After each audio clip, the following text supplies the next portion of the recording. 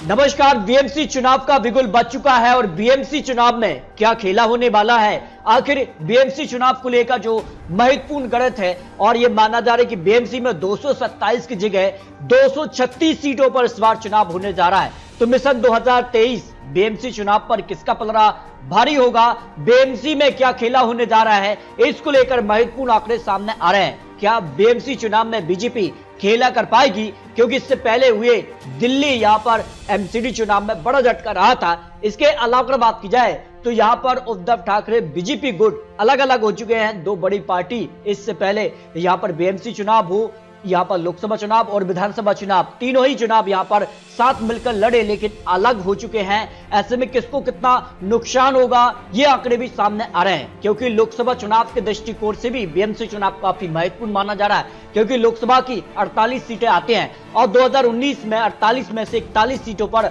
जो गठबंधन था बीजेपी शिवसेना का, उसने जीत हासिल की थी, जिसमें बीजेपी ने 23 सीटें जबकि शिवसेना ने 18 सीटों पर जीत हासिल की थी। लेकिन शिवसेना अब दो धड़ में बढ़ चुकी है, एक उद्धव गुट और एक शिंदे गुट। लेकिन क्या कुछ होगा, क्या बीजेपी के साथ यहां पर शिंदे गुट मिलकर यहां पर चुनाव लड़ेगा तो क्या बीजेपी का आंकड़ा इसी प्रकार से दोहराया जाएगा या फिर बीजेपी को कुछ सीटों का नुकसान हो सकता है। लेकिन अब यहां पर अमित शाह जी हो या प्रधानमंत्री मोदी जी हो या फिर जैसे देवेंद्र फडणवीस हो, सभी ने यहां पर जो है बीएमसी चुनाव के लिए तैयारी कर ली है। बीएमसी चुनाव का बिगुल बज चुका है। अमित शाह जी ने यहां पर बीएमसी सरकार को लेकर दावा किया है कि इस बार बीजेपी की यहां वापसी होने जा रही है बीएमसी चुनाव में।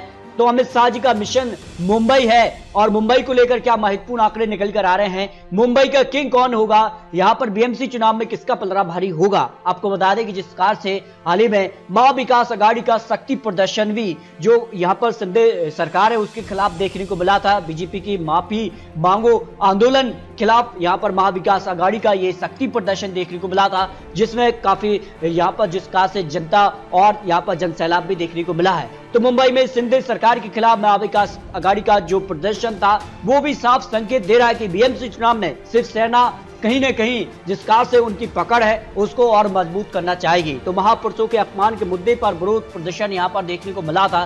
तो ऐसे में क्या कुछ आंकड़ा बनेगा, महाराष्ट्र बीएमसी चुनाव पर किसका पलड़ा भारी होगा, इसको लेकर कुछ महत्वपूर्ण आंकड़े सामने आ रहे हैं। इससे पहले यहां पर हाल ही में बीजेपी को झटका लगा था जो दिल्ली एमसीडी चुनाव था। इसमें आम आदमी पार्टी ने 15 साल का जो बीजेपी का शासन था उसको खत्म कर यहां पर सबसे ज्यादा यहां पर 134 वार्डों पर जीत हासिल की थी, जबकि बीजेपी 104, कांग्रेस 9, अन्य 3 यहां पर वार्डों पर जीत हासिल की थी। इस तरह से यहां पर दिल्ली में बीजेपी को झटका रहा है, लेकिन बीएमसी चुनाव में कहीं ना कहीं उसकी भरपाई बीजेपी करना चाहेगी। तो बीएमसी चुनाव में उद्धव ठाकरे यहां पर टेंशन में जरूर है, क्योंकि बीजेपी कुछ बड़ा करने जा रही है, जिस कार की बड़ी खबर सामने आ रही है। क्या सीएम सिद्दीकी यहां पर जो है उनके साथ मिलकर चुनाव लड़ेगी, किस प्रकार का माहौल अब महाराष्ट्र में बीएमसी चुनाव से पहले देखने को मिल रहा है, क्योंकि देश की सबसे बड़ी नगर पालिका है और ऐसे में इस नगर पालिका पर बीजेपी और यहां पर शिवसेना के बीच सीधी टक्कर होगी। लेकिन आपको बता दें कि जिस कार से इस अलायंस को यहां पर इससे पहले जो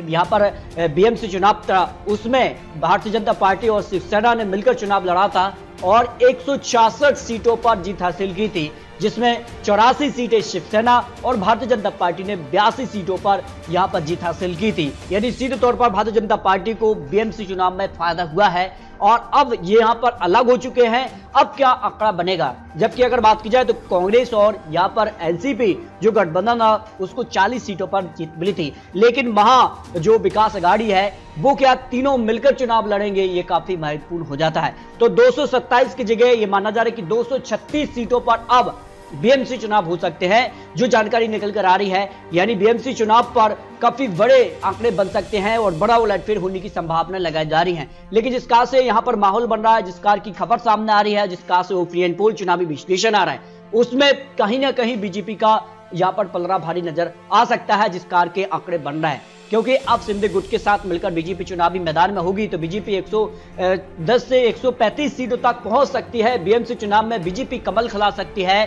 बीएमसी चुनाव में भारतीय जनता पार्टी की वापसी हो सकती है।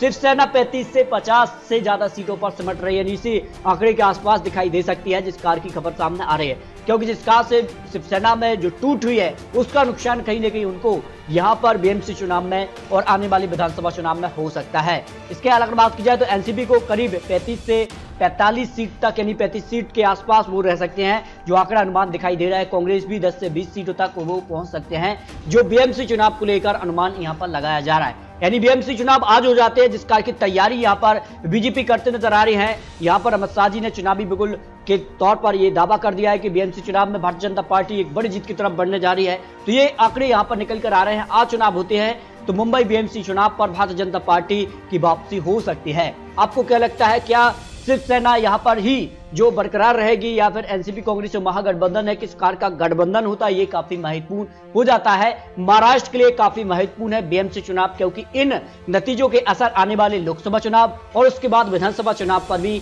पड़ने वाले हैं। तो आपको क्या लगता है, मुंबई बीएमसी चुनाव में क्या बीजेपी की खेला कर पाएगी या बरकरार रहेगी जो शिवसेना है? इस पर अपनी राय कमेंट बॉक्स में रख सकते हैं। तो दोस्तों, मिलते हैं और लेटेस्ट और महत्वपूर्ण विश्लेषण के साथ। तब तक के लिए जय हिंद, जय भारत।